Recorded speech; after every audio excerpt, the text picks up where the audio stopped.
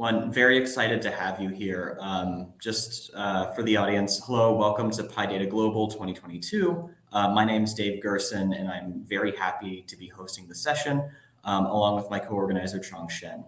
And without further ado, I wanted to introduce DJ Patil. He's currently a board member of Devoted Health, a senior fellow at the Harvard Belfer Center, an advisor to Venrock Partners, and is most famous for being the first chief data scientist of the United States of America. We're incredibly excited to have him here. Thanks, Dave. I'm glad to be here. So I guess the way we're going to do this is I'm going to give a little bit of a talk about something I haven't shared a huge amount publicly, but excited to kind of share it. And then hopefully we'll be able to take a whole bunch of questions from the community and talk through whatever topics people want. Does that sound cool, Dave? Sounds like a plan. Awesome. All right. So I want to take us back a little bit of ways to March 14th, 2020. And so what is really special about this day, more than anything else to me, is that it's Pi Day. And on this Pi Day, this particular Pi Day, as I was seeking out pies, something else was actually taking place in the world.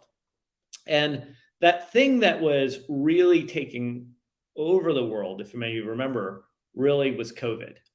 And at that point on March 14, 2020, we roughly had across the world, really 65 deaths and about 9,815 cases. Here in the San Francisco Bay Area, we had 2 ships that had docked that were passenger cruise ships. There was a lot of debate about what to do with those personnel, what to do with the people that were coming off those. Do you quarantine them? All these kind of these questions where we really didn't have a lot of information. How many of us that had done work in epidemiological sectors were looking at this and getting predominantly worried. I know many of the community out here, many of you have actually worked on this. And I want you to think back to that moment when you were at March 14th in 2020 and think about where we were as a community. We probably still as a community, we're just working on our open source projects, our different areas, all those different things. And we were suddenly coming to this realization that the world was about to change. And for me, one of the big things, and a lot of this is documented in Michael Lewis's book, Premonition, but I want to take you behind the scenes of what actually happened there and a bunch of our work that is documented there. And that starts with this memo. And this is the actual memo on March 14th that I was asked to write for the California state government. And basically what they had said is, hey, we know there's something big happening. What should we do? And so we actually put down on paper very quickly in the span of an hour and a half what we think the right plan for California is. And it's interesting to take a look back when you're outside the moment of crisis of what you write in the moment of crisis as your playbook. And for many of you, it'll come as no surprise. What are the kind of key components that we have to do? First up, acquisition of timely data. 2, cleaning of the data. 3, putting the data sets together in a way that is usable. A system to look through for insights. And then, of course, you've got to be able to support the traditional epidemiological models, and you've got to evaluate those models as new data comes in and is applied. And so this is in many ways data 101. But there's another component about this that became really important, which is actually how to put this together and make this work. And so very quickly, what we realized is there wasn't a team to do this. And so one of the things that we did put down was our first draft pick list, all the people that we thought were going to be the most important people that we could get together in short notice to work on these problems. And it's actually put down there in the last paragraph of those people, of what we thought was needed. And then at the end of the call, we said, well, who's going to do this? And we realized no one else is coming. It's up to us. We're the only people who do it. And so a small band of us got together and decided to head up there and decide to say, we are going to be that team that put this together. And so this is that initial team that got together. And so those of you that have read Premonition, you'll recognize the person in the bottom right corner, depending on which way this screen is oriented for you, or the bottom left. That's Charity Dean, who's the epidemiologist featured in the Premonition. And this is us. Todd Park, former US CTO, Bob Kocher helped write the Affordable Care Act, Mike Wilkening, who was former head of the Secretary of Health for the state of California, and Jenna, who basically wrote the software for the Dragon space shuttle, the Dragon launch systems for SpaceX. And this was the beginning core team that we put together to try to identify what would happen and what we thought could take place. And we didn't start like in the governor's office or anything glorified. This is in the way back offices of the California Department of Technology. And Amy Tong allowed us to use the space as kind of a centering point where we could start pulling all the data sets together and start figuring out what's going on. And in this process, what we realized as we started to kind of go through this is that we needed all these kind of core elements to work together. And as we kind of put in the memo, this kind of became the foundational direction on which we were building all our things. What could we model? Do we have models? Do we have dashboards? What would it take for us to get dashboards about what's going on? Data products. What are the things that we could produce to policymakers, to the public, other types of people to figure out what we actually need to do? Data catalogs, data sets with those data catalogs so that we could actually make them usable. And of course, data insights to make sure that we were getting things working. And so one of the first things that we realized was that we really didn't have data or models. And so one of the first things that we looked at was, is there an epidemiological model that we could use? And it turned out there was a pretty decent one that would work for the state of California, because many of these models, as many of you know, are pretty simplistic and they follow some basic rules, but we needed to do something a little bit more complex for California. And so Justin Lessiter out of Johns Hopkins at the time had this epidemiological model, but it was really sitting on basically on the desktops of grad students. And so we needed a way to get this to work, to run lots of simulations. And so I called in a favor to Werner Vogel, who is the CTO of Amazon, and said, could I get some servers? Would you be willing to give us some equipment?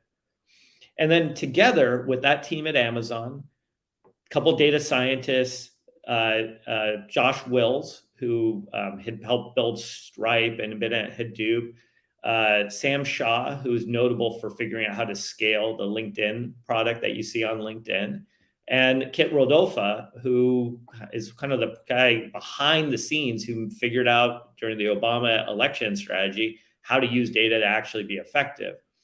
The three of them with Justin's team and Werner's team figured out how to take this model out of the realm of graduate student work, and lift and shift it to full production gear in a matter of just a couple days. And this whole effort is what produced the fundamental underlying policy layer for California. It allowed us to actually build it and iterate against different scenarios. And one of those outputs was this initial model and this initial results. And these are what Gavin Newsom then tweeted out about why we needed to initially shut down and really take the hard decision to actually move to stay-at-home orders. And I want to be very clear at this point, because there's a lot of questions about, was that the right call?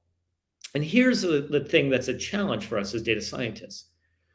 You have to make a call. Even if you decide not to do anything, that is a call. And when you are faced in that moment and you have very little data and you have to make decisions, you have to ask what is on the line.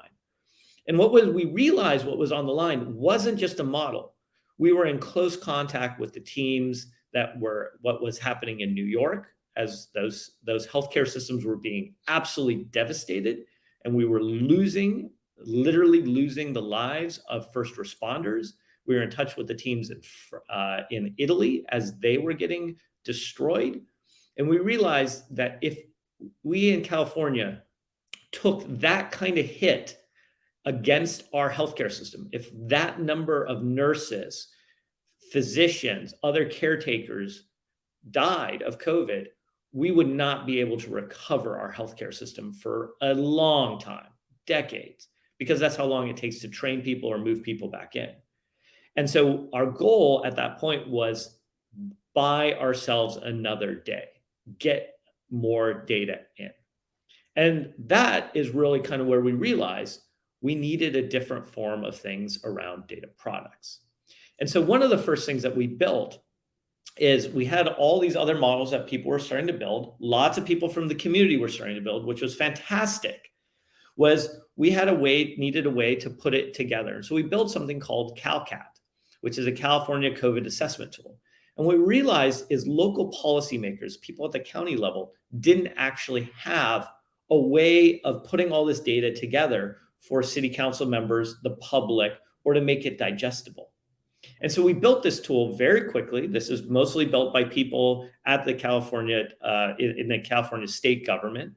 And this team that put this together is the one that really understood what does it mean for a healthcare policy peoples to have something on which they could make decisions. And so we took a whole bunch of work and we realized this is what it needs to say if you have all these data systems out there, all these other models, all these things, but how do you actually make that data effective? Making a singular model was not the most important thing. It was putting in a form to help take data and move it to a place where people could make a decision. And that was the key assessment in here. One of the things that we also did in that time period was, and Cara DeFrias had this really great idea, is she put on the main California site where we were posting California information about COVID, a survey response. And so we were getting these survey responses back from people. And in that, one of the things that came back were all these great quotes about what people were feeling, how they were. This allowed us to take that data that we were putting together all throughout this system, this CalCat system, and going to the local levels and combine it with actual quotes and feelings of what people were seeing on the ground. So it gave us a way of not only taking the data, having the data points, but tethering it to real, true stories that were out there. And that grounding is what really made this work. The other portion in here that we need to talk about is data sets. There was amazing effort by so many people to contribute data sets to the system. But one of the things that we found as there was happening, and this is a little funny cartoon that was put together when I first took my role at the White House, is we had all these data sets come in and people were throwing them into the databases. We were doing a great job in ingesting them, putting them in there. But guess what wasn't happening? People weren't using the data. People were really great about acquiring data. But as many of you know, you get the data in, but nobody's using it. It is not, if you build it, they will come. And so one of the first things that we had to do on this lane of work was put together the classic data catalog. Now, who's going to do that? It turned out there was nobody else to do it except myself and two other people from the California Department of Technology. And so we wrote down and just sort of went through each data set, cataloged it, and started to ask, how could we make this discoverable? How could we put it out there? Now, there's a lot of great technology out there that's doing this, but we actually needed to open up even more. And so what we did is we created a little bit of a data book that described what was in the data sets and the kind of ideas that people could have. And that really started to help people realize, like, oh, I might be able to ask other questions. And this is literally the example of what that looked like. And so why am I telling you this? Because a lot of times when we're in organizations and we're working on these things in data, it's very easy to get frustrated or pissed about what people are doing with your data or not doing with your data. But it also shows that in these moments, it doesn't matter your level or who you are. Sometimes what you have to do is just fundamentally roll up your sleeves and just do the work yourself. And you have to find a way to make this so easy for others. You have to lower the barrier of entry for other people to work with you or to build on things that you're doing. And that kind of came to the next part, which we realized is, what would it take to get insights? And now, one of the beautiful things that was happening at this time was the broad community efforts here. We had so many of you out there who were helping on these things. But one of the things that we realized is we needed a way to have a team that all their job was to look at this data, to use that data catalog, and find interesting things. We put a team together of that was led by Kara DeFrias. We had people like Roger Magoulas, so many of you know, who started the Strata Conference, and others, all volunteer force, who came in, and all they did, their job was to play with the data. They would come up and build these data sets, or to build these slides that told a story. How to think about essential versus non-essential employees. How are people traveling? What's going on? This got then produced, not in anything super fancy. It got turned into a slide deck that went up every night to the leadership team of California, but not just California, but was shared very often with the governors and mayors of not only California, but around the country. And it gave people visibility into what was happening. There was another key thing that was here in this. In every one of these decks, we always told the stories of real people. And how did we do that? It was because we had these quotes. And so we were tethering data with real stories. And that combination is what allowed us to really be able to ground this. And what we found was, more than the models, this collective storytelling, this narrative, helping people sense around it, this is what helped the policymakers understand what to do. My belief is there's no difference in this when policymakers are people in a company or a nonprofit or anywhere else. This is what you have to put together to get people to understand the richness of the problem or figure out what to do. Now, I need to call out also the unbelievable effort that so many of you have done. There was a component of this that I've described is the work of volunteers combined with the traditional civil servants who really have done a heroic effort on this. That combination making things happen. But I want you to think about the massive volunteer army that was stood up at this time around the world. You had groups like the COVID Tracking Project and COVID Act Now, who were figuring out data and built relationships at local hospitals around the country, around the world, to then do their own assessments, to build their own models, to make and find ways to leverage data scientists to leapfrog the way we had thought about handling a pandemic. You had the US digital response that was created to work at the local level to help on smaller issues, more local issues around tracking of cases, finding other issues, legacy technology that was preventing us from making sure that people could get the services they need. Some of these actions resulted in the digital passports, the other aspects of being able to show the information you've had. You also had academic programs that really stood up. One of the ones that I'm proud of here in California is that we had created across the University of California systems, all of them coming together to continue to pile their research together, to share learnings, and to figure out what do we do together. There's humanitarian efforts like Crisis Ready that put together how do we use location data from cell phone tracking, ads, other places in a privacy-preserving way, a responsible manner to get an assessment of what's taking place and how to use that data to actually help policymakers know what's going on. So the first lesson I would have for you, who is on your first draft list of people? You've heard me talk about a whole bunch of people on this thing.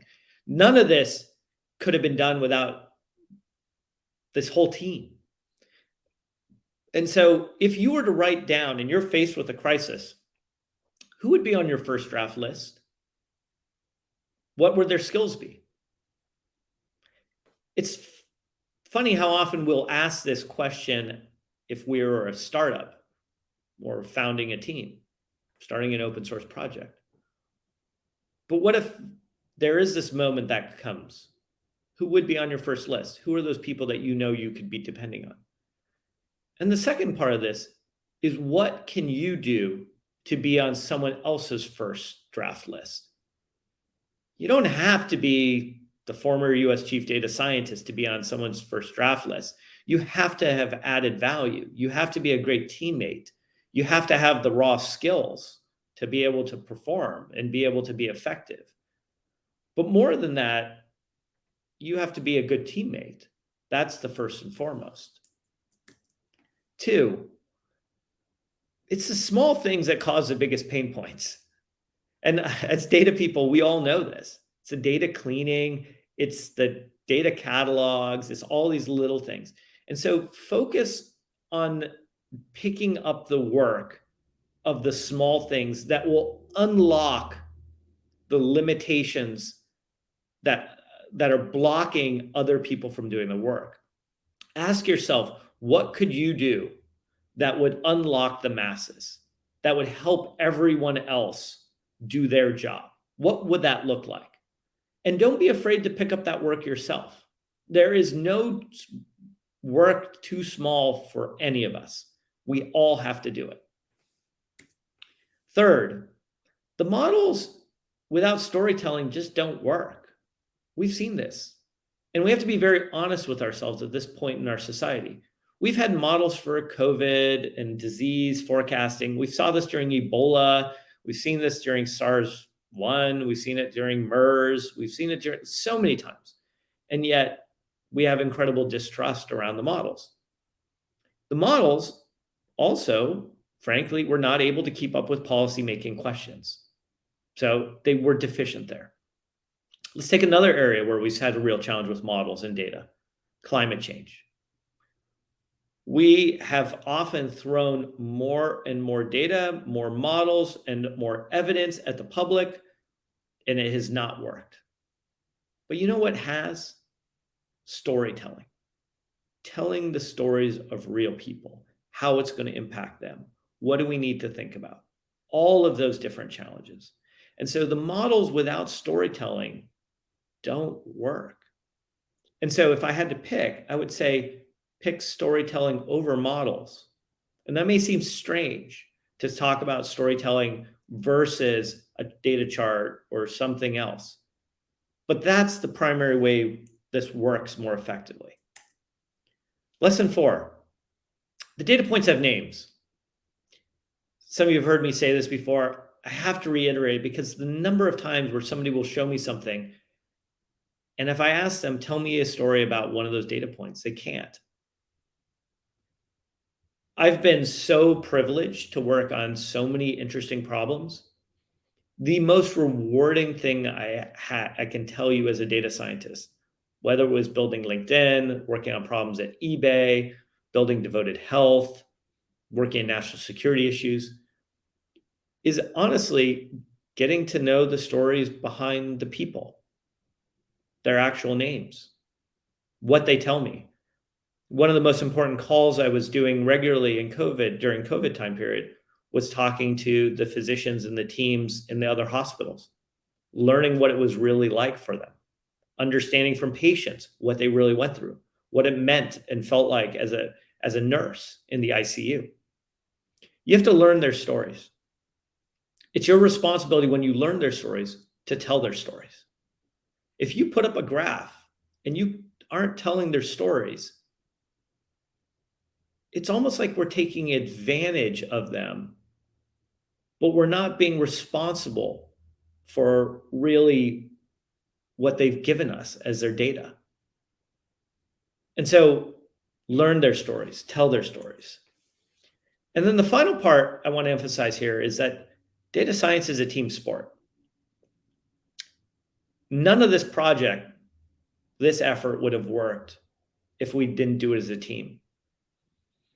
If Charity wasn't there, if Kara wasn't there, if Jenna wasn't there, Todd, Bob, Mike Wilkening, Justin Lessiter, Werner Vogel and his team, you name it, Roger, all of them. Amy Tong. Wouldn't have worked. It's a team sport. Certainly these projects like the COVID tracking project, COVID Act Now, US Digital Response, Code for America, they're all efforts that work because it's a team. And so remember that this is a team. And one of the things about being on a team is being a good teammate. And so what does that mean to be a good teammate? None of us got here just because on our own skills. I certainly didn't. I got here because people gave me a chance. Remember, I'm the guy who really didn't get into college. I went to community college. People had to give me a shot at doing things. So I would ask, who could you give a chance to? Maybe there's out there someone who's left a question out there on a forum. They're looking for an answer. They're looking for someone to give them a little bit of time, a little bit of help. What if you did that?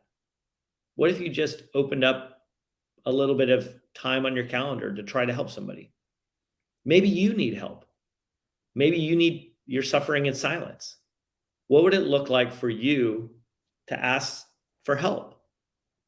Find people who are going to be a good teammate for you, a supportive team for you.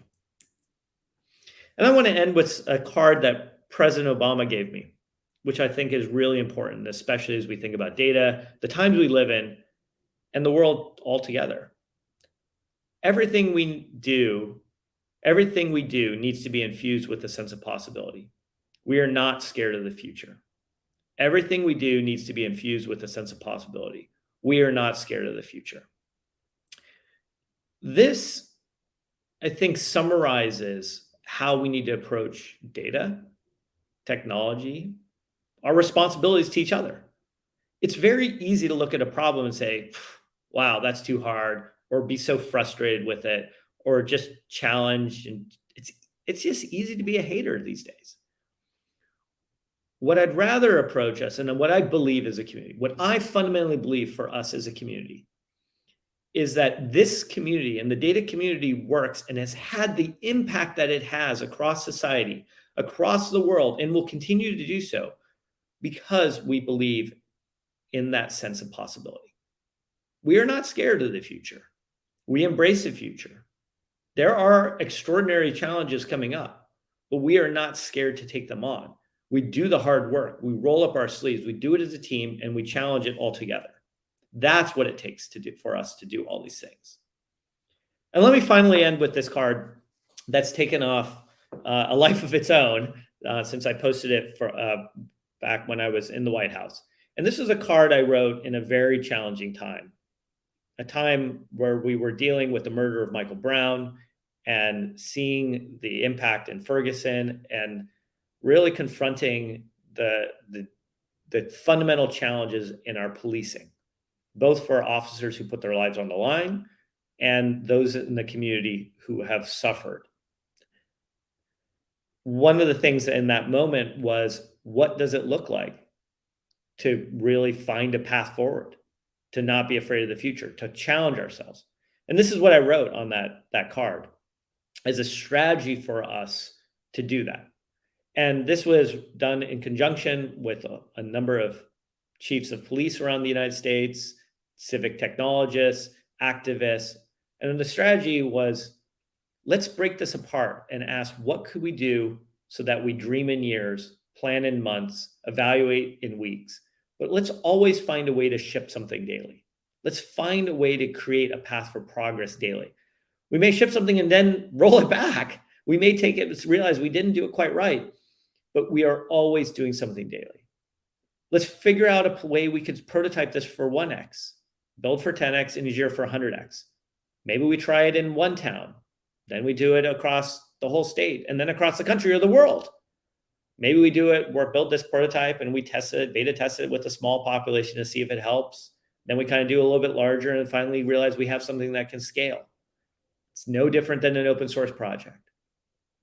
And then asking ourselves, what could we do to cut the timeline in half while doubling the impact? We want to cut the timeline in half and double the impact. Let's put ourselves on an exponential trajectory of product development for our projects. That then fundamentally changes the way we kind of can approach all these different projects, and fundamentally believe we are going to have the impact that I know we can have as a community. And so let me stop there, and happy to take questions however we do them. But one of the things, if I can end on this, is I just want to say thank you to this community. And when these problems have happened in our society, you all are the community that has contributed your time, your energy, your passion, and so many of these problems that I've been fortunate enough to work on. You all have been there to enable this. So it's been very hard in these times to find a way to figure out how to say thank you directly. And so hopefully this is a moment where I get to say thank you for all of you that have done this work. Thank you that are still working on different elements. And thank you for those that are going to continue in different ways, finding different ways to put this work in. I know it's a sacrifice, not just for you, financially, economically, time-wise, but also it's a stress on your families for the amount of long hours that you put on this. And so thank you for doing that. And thank you to your families for allowing you to work on these projects. All right, Dave, how do we want to run this? So I think what we'll do is we're going to open the floor up for Q&A. So we already have a few questions trickling in. So the first question comes from Rishika Rupam. And what she was asking is, through the course of this project, was there something that you believed before that fundamentally changed during that time? And just how did that change your thinking? Yeah, Rishika, this is a great question. So I can't tell you, the best thing is when I feel like I'm changing my mind hourly during these things, rather than over a whole project. The fundamental learning that happened on these projects was I thought I had understood one thing in the morning, and by the evening, we were regrouping as a team and realizing actually this is quite different for us. And we did stand-ups twice a day, morning, evening, to try to say, what are we learning? But if I had to take one that was major for me overall, was I came to this problem believing that models could carry us much further into policy making and decision making than it did. And that was a tough lesson for me, because I come from very much from that modeling background. That was really important to me. And what I found was policymakers would ask questions like, well, what happens if we shut down schools? What would it take for us to get back the schools opening up? And then if we ask those questions from the modeling, we realized we were just deficient. And so what it proved to me was we not only need to massively invest in our modeling efforts, but our overall data infrastructure to better answer these type of questions. This is one of the reasons I'm really excited about the standing up of the National Disease Forecasting Center at the Centers for Disease Control. And I believe we need the equivalent kind of effort across the world. Just like we share data very openly around weather, that's not seen as political if I share weather data. We need that same approach to happen around disease surveillance. And as climate change happens and we see more viruses changing from disease reservoirs as we get encroachment into regions, or we see the permafrost melt, this is going to be essential for us to be able to have, is this combination of modeling, bringing in the data, some of the data assimilation, pulling it in, but also being able to do the policy making. Another component of this that I believe is fundamental is in the public policy schools, where many public policy people are trained, we've been focusing on training them on technology, why technology is important in the policymaking process. We now need to also help people really understand the better use of data.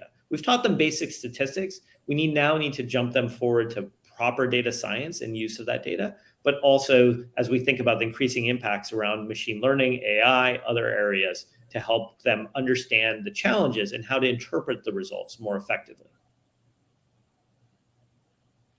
Great. So the next question comes from Jurgen Feitzma. And he asks, looking back, can you say something about the quality of the data that you've used in your models? Mm-hmm. Yeah, hopefully I'm saying this right. Jurgen, or Jurgen. Apologies, otherwise tweet at me and tell me properly how to pronounce it. So the quality of the models, I think there's a few things. The first part is that we didn't have enough data, the limits of data, the ability to have it. And fundamentally, one of the issues at hand here was a lack of testing early on in the pandemic. We just couldn't get data. People didn't even have the access to tests. And remember those days where there was long lines around these centers where people were like doing drive-through swabs. Then we ran out of PCR reagent to be able to do those tests, to do the PCR tests. And so basically we didn't have data signal. We were trying to guess. And then there was another component that we've learned since then around COVID, which is that if you look at the genetic sampling, and we weren't doing good forensics, is COVID had been circulating in the population for significantly longer or earlier than we realized. And so we were working with such imperfect data that we were trying to run simulations with these huge error bars from the initial data set, while also trying to run many simulations about shutting down schools, closing down, do you allow essential workers to open, restaurants, all of these things, because so many people are impacted by these decisions. The other thing that we were dealing with in this time period was the politicalization around a lot of this data, particularly out of China. So we weren't getting the most up-to-date data signals that were there. What was stood up were these different channels, digital channels, on, Signal, WhatsApp, Discord, Slack channels, where people were sharing their own data from their local hospitals. And that data was pretty good. But even in the data that was coming from the hospitals, this data infrastructure was woefully lacking. The data that you would get from what's called the hospital census in the morning, the number of people who were in the ICU, the number of beds, you might get 4 hours later, very different. And you're like, how could this happen? And it realized that inside the hospital, despite the amount of investment, roughly $30 billion in the US to make digital electronic medical records happen, people still had a lot of difficulty just tracking how many people were in the ICU with COVID. And then, as many people have heard, there's a fundamental question around mortality, which was, did this person die because of COVID? Did they die? It just happened that they had some other issue, and COVID was the secondary or tertiary thing. And in this part, I need to also point out, a lot of people have debated about COVID and about the policies. And it's important to always highlight that the United States in itself has had more than 1 million people who have lost their lives from COVID. It's estimated that long COVID is going to cost more than $3 trillion to the US economy over the next several years. And that's just in the US spectrum. It's not even talking about the massive impact it has had in other countries and continues to have due to vaccine pricing, access to vaccines, and other questions that are out there, as well as what I believe is going to be the longer term impact that we still don't have data signal on, specifically as vaccine hesitancy happens to children at for polio or other type of diseases that they should be inoculated against in their first several years of life.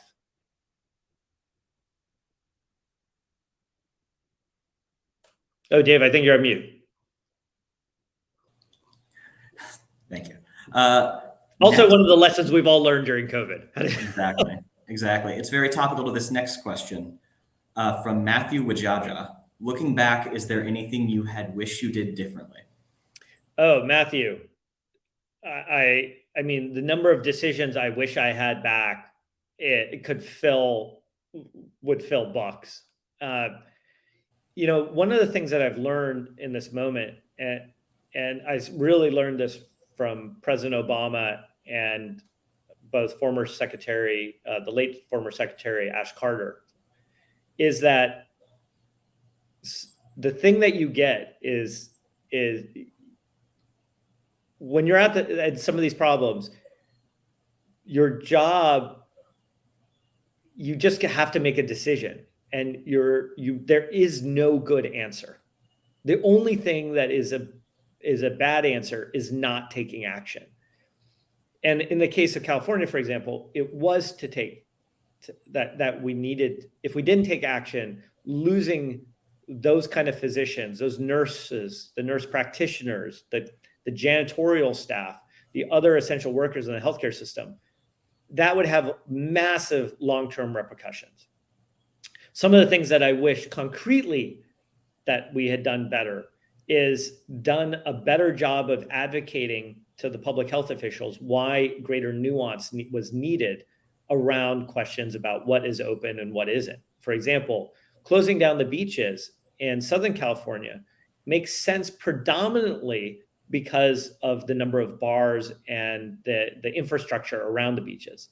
It does not make sense in Northern California, where it's wide open and empty. I think the need for kids to be back in school and education is really critical. And now we're seeing the results, the beginning results of that. And it's been devastating on kids, both mental health wise, as well as education wise. At the same time, I still don't think we have done a great postmortem on COVID about data infrastructure and figuring out what we actually need to do as a playbook. That is still open. I still wish we had found ways to keep the infrastructure of the COVID tracking project up and running and hand it off more smoothly back to the CDC. I wish that there was a better way to activate the community and take all the input in, so that it doesn't have to be a small team, but it can be the army and masses of all the people out there to come in and support projects like this. It should not rest on a small team of individuals. It needs to be a broad community basis. And we need to figure out how to better activate and leverage the community overall. And that's just a few, but like, we've done the several look backs, and boy, do I wish I had so many decisions back. I wish I had taken more caffeine with me while we were doing this. And even stupid stuff. I can't, remember, this is a time where we were operating on such imperfect information that when we were doing that, as I showed you that picture, we weren't wearing masks because we thought it was surface borne. We were washing our hands so often that everyone had burns, chemical burns on their hands from overuse of sanitizer. Yet we weren't wearing masks. And so just our basic hygiene wasn't necessary. It wasn't appropriate. And it's just a miracle that we didn't get people sick or lose people, because this was a type of time where it was pre-vaccine. But I will tell you one that I think is really, that I'm proud of, is remember the investments in these vaccines that we have seen, the ones that have been predominantly the most effective, the RNA platforms. These aren't just miracle things that happened overnight. These are long-term investments more than a decade ago by the Department of Defense, the National Institutes of Health, and many collaborations with academia to do this. And so those long-term investments, many of those are the ones that we need to seed now to prepare us for the next set of challenges, not only on public health, but in all areas. Energy, water issues, climate issues, environmental concerns net. We need to make those investments now. Great. And so we have another question from Cassie Whitehop, who asks, what are the differences in the mindsets and practices that you have seen between doing data science in industry versus when you were working for the US government? Yeah, great question, Cassie. So, it's really interesting. It's actually, the way I would characterize it is it's almost more specific to who you're working with rather than one industry or another. I've seen parts in the government where you would think, oh boy, this is going to be so incredibly difficult. Problems that you would think would be, just impossible to take on, move super easily. And why? Because you have a president that cares. Take the idea of genomic medicine and really having tailored genomic treatments. That was a passion area for President Obama. It is a passion area for then Vice President, now President Biden. Those areas, once that happens, opens up the opportunity to do so much good work. I've also seen areas in companies where companies are totally, they're just unwilling to value the data scientists or what they could do with the data. And as a result, they miss the opportunity. I've seen places where things are open and nonprofits where groups like Crisis Text Line are fundamentally using data and innovating in novel ways. If there's one common thread that I would encourage all of you to do, so wherever you work, maybe here's a few common areas. Number one is what to look for in a data team or a place to go. Do you have the ability to have a seat at the table? That places where you have a seat at the table are critical. It's funny in how many companies you have that are data oriented, but there's no data scientist in the leadership room. That's kind of crazy. The equivalent of that to me is like if you were on the bridge of the Starship Enterprise and there's no Spock. Like, what depends which version you're on, but I guess there's data on the bridge if you're in Picard times. The component there is you need someone at the table. This is why the role of the U.S. Chief Data Scientist was created. What President Obama realized is that there has to not only be a U.S. Chief Technology Officer, somebody who's going to help give the president direct advice on how to think about technological issues. You need a person there next to the president giving her or him advice on how to think about the best use of data, the responsible. And that is actually, in fact, why the mission of the chief data scientist is to responsibly unleash the power of data to benefit all Americans. And you can argue that should be done across the whole world for all humanity. In companies, nonprofits of that, the biggest thing that prevents data scientists from being effective is holding them back, preventing them in the room, saying, sorry, this room is only for leaders. If you're in an organization where that's culturally that the data scientists are relegated to the back office or the back room and not allowed to be in that decision-making process, that's a problem. If they're unwilling to allow that to happen, then I hate to say it, that is culturally broken at that moment. And you need to find a way either that's going to be fixed or go to a place where that is part of the culture. And the places that I work with, the places I go, the cultures I try to implement in the organizations that I get to help build from day zero, those all have that core tenet at hand. So we have about 10 minutes left. So we're probably getting near the end of the Q&A. And for these last 10 minutes, what we wanted to do was to try a little bit of an experiment. So one of the major themes of PyData 2022 has been the power of analytics and data science in the open source community, as well as the variety of ways that it can help us solve different challenges. To celebrate that, we actually have a series of questions that were generated by an AI chatbot. So if you're willing to play along, we have a couple of them. Don't worry, I have my chatbot here to respond. Yeah, exactly. We can have them dueling chatbots. So the first question is kind of a softball. How did you become interested in data science and what motivates you to continue working in the field? Mm-hmm. So what motivated me to work on data science is I was an extremely poor student in the classroom, but I really loved trying to understand how the world worked and why the world worked certain ways. I fell in love with this idea of something called chaos theory, nonlinear dynamics, when I was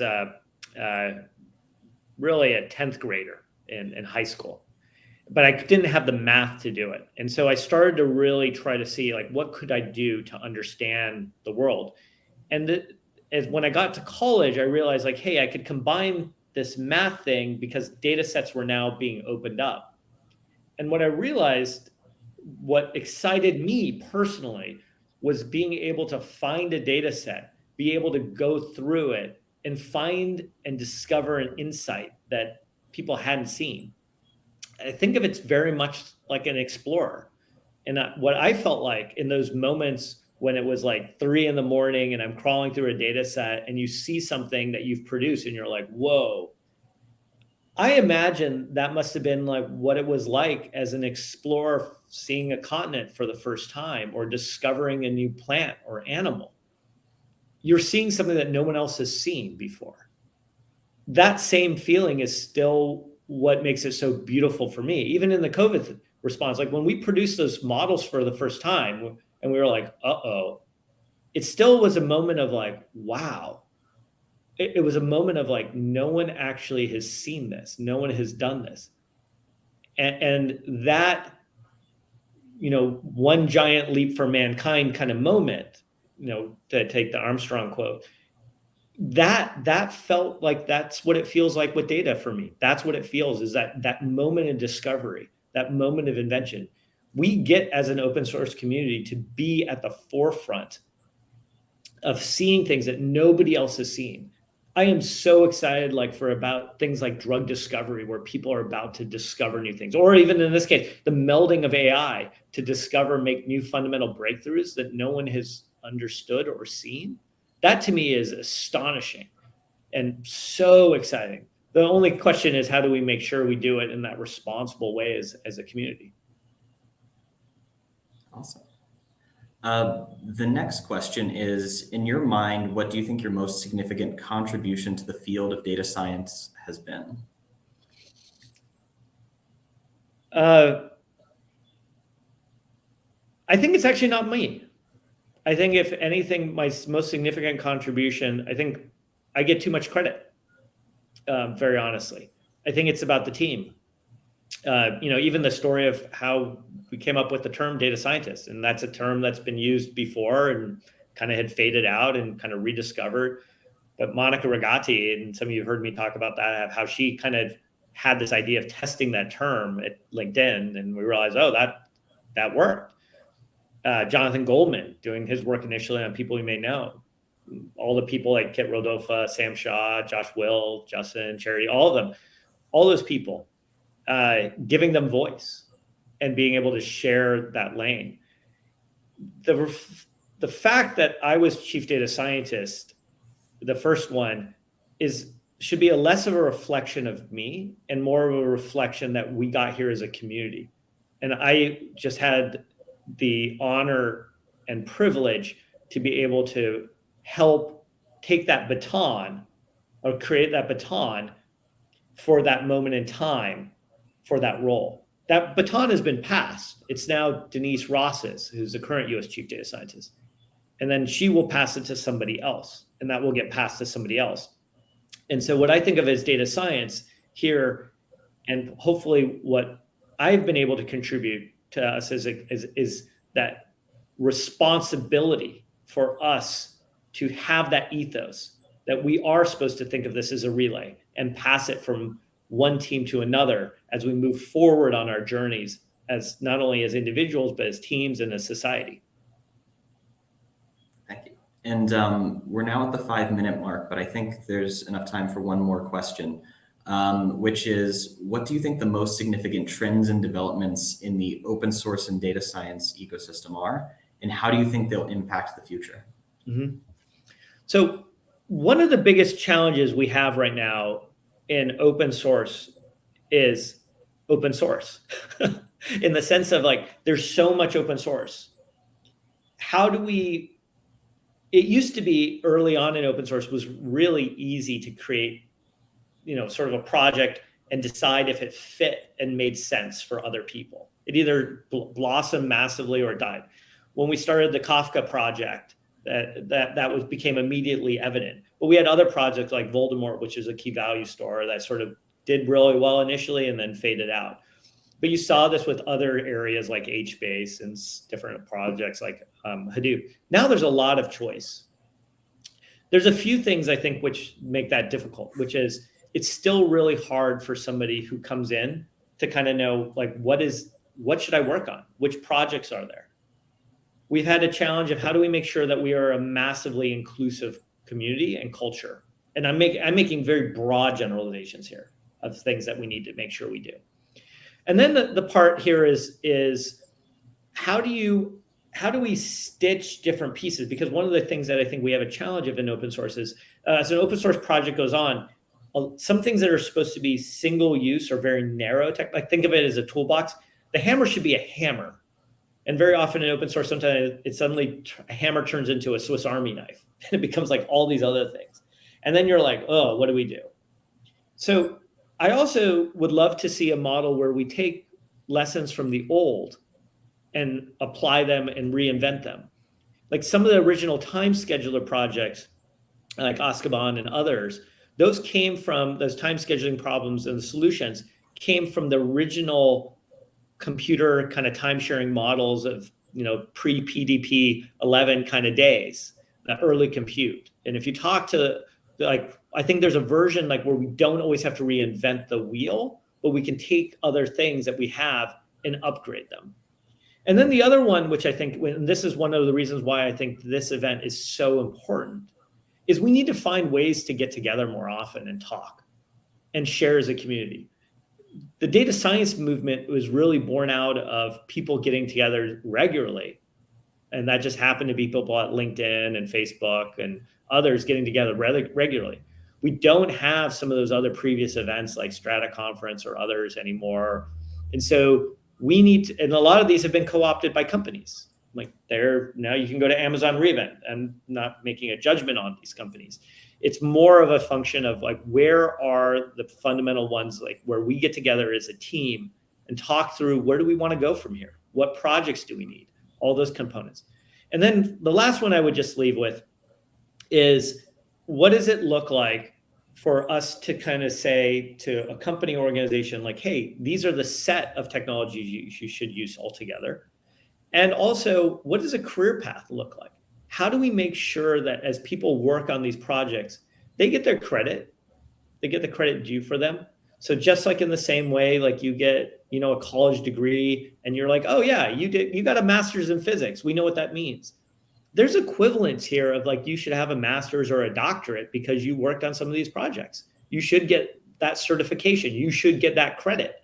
And that should go on your LinkedIn profile, or your CV or resume. And that, once you've shown that you've done that level of contribution, I think benefits not only the individual, but gives credibility to the broader community overall. Awesome. Thank you so much. And with that, I think we are out of time, but I just wanted to say it was a real pleasure to have you here. And it was really amazing to hear from you and to learn about everything that you did during the pandemic. Thank you, Dave. And thank you for organizing this and I know how much work it is to pull these off. So thank you to the team for getting this group together, and all of you who are working on these many, many different open source projects. Thank you for putting all that time and energy into it. I really can't stress enough how appreciative I am.